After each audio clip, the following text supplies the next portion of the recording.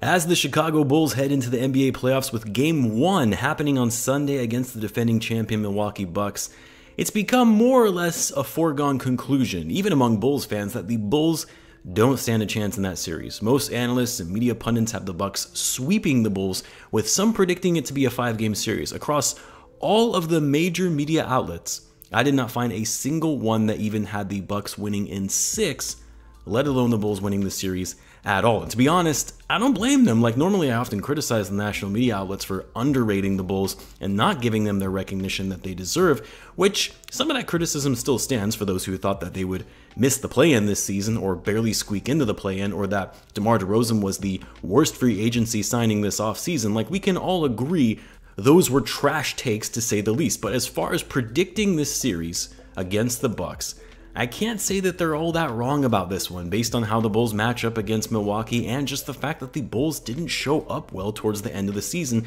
and that's what really we have to go off of when assessing how the Bulls could look going into the playoffs. But all of that being said, there is something to be said about that everyone is writing off the Bulls for this series that could be in the Bulls' favor, and that's what I want to talk about in this video. So what's going on, everyone? You were listening to Bulls Central here. Hope you're all doing well.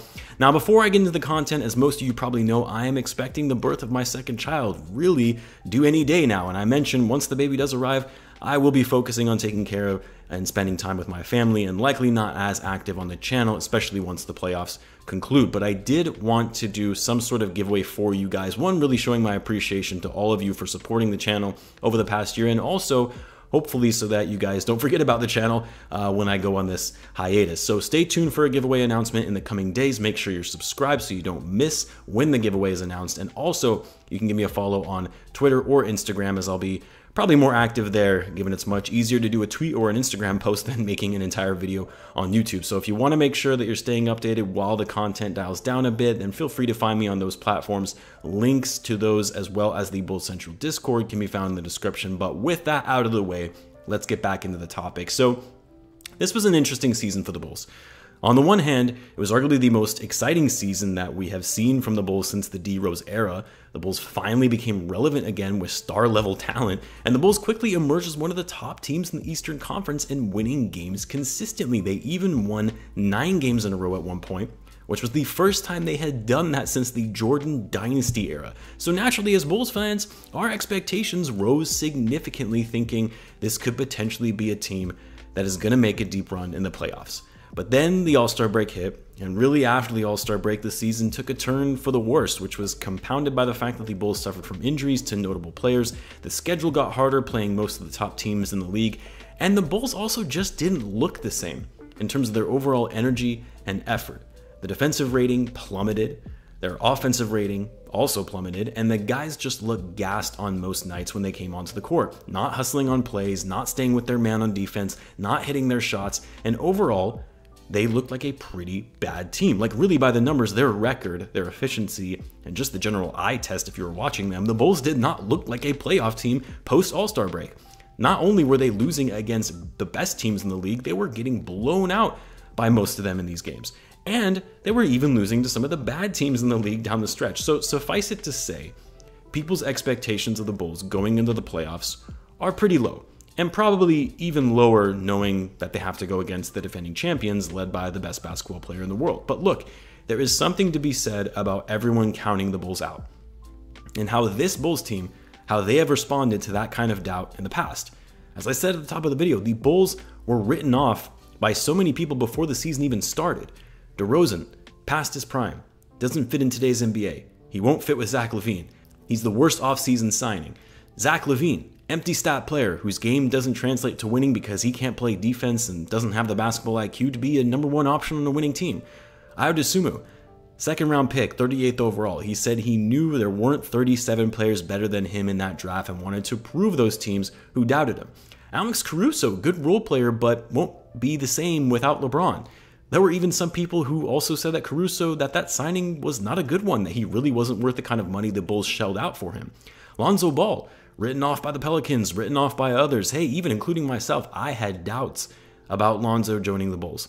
And there was a lot of talk, and really this has kind of been for his whole career, that Lonzo isn't as good as the hype around him because of his dad. Patrick Williams, a lot of potential, but not worth using number 4 overall pick on. Like so many of these guys on the roster had chips on their shoulders based on what people were saying about them to start the season to prove the world that this team is for real. And you saw that right away in how the Bulls started out the season, coming out, clicking right away as a team, posting top 5 in offense and defense, which a lot of people doubted they would even be good on defense. They were one of the better passing teams in the NBA. They were one of the best transition teams in the league, and they were also top 5 in pace. There were so many things to like about this team and the way they played basketball. They were fun to watch. They were proving everyone wrong and putting to rest all of the misconceptions about them. But then, of course, some of the doubts came back after we saw this team post-All-Star break. The defense crumbled without Lonzo. The transition offense went by the wayside. DeMar, after putting up MVP-type performances, kind of came back down to earth. Ayo hit a bit of a rookie wall. Zach began to struggle with his offense. The ball movement fell off, and you saw more ISO-heavy basketball. And you saw all of these analysts come out of the woodwork and say, I knew it. See, I told you, this team wasn't going to work. The Bulls are frauds. Well, this is another opportunity for this Bulls roster to use that as ammunition to prove all the haters and doubters wrong. Maybe they just needed a bit of that fuel to keep the fire going that they had at the start of the season. Be reminded of the massive chips each of them have on their shoulders. And the thing about this series against the Bucks is that the Bulls don't have a ton to lose. I'm not saying they have nothing to lose, because you certainly don't want to get absolutely embarrassed in a first round matchup by losing 4 straight games, all of which are blowouts. That's a bad look for a team with talent, especially with the way you started out the season. But the Bucks certainly have more to lose than the Bulls do in this series. After winning a championship last season, they've got the best player in the NBA, losing to a 6-seeded Bulls team that everyone has written off and called frauds, and a team that isn't fully healthy also. Losing like that in the first round following a championship would be pretty embarrassing for the Bucks. So, for the Bulls, they're kind of playing with house money, because now they're back to what people thought of them at the beginning of the year with low expectations. And the Bulls kind of thrived in that scenario where expectations of them were low. When they started being talked about as a contending team in the East, the pressure seemed to get to them a bit, and they crumbled in the back half of the year.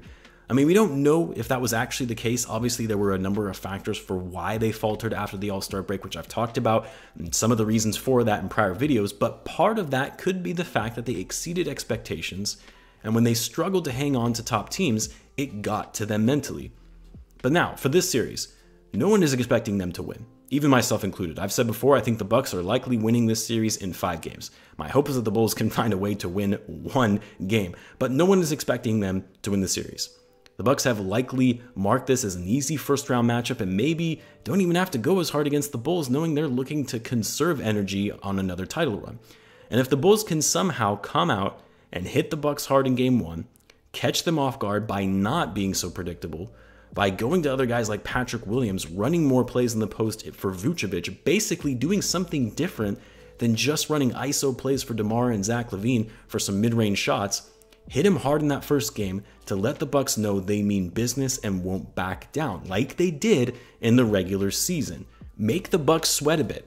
Realize this is going to be a competitive series after all. You set that tone early, and even win Game 1, take home court advantage. Now you have the defending champs getting nervous, realizing they can't falter in the first round like this when this was supposed to be the quote-unquote easy series. If you get the Bucks to start panicking and realizing they have everything to lose in this series while the Bulls have very little to lose based on people's expectations of them, you could see a potential upset occur. Yes, I realize I'm dreaming, guys. Yes, I know it's unlikely, but come on now.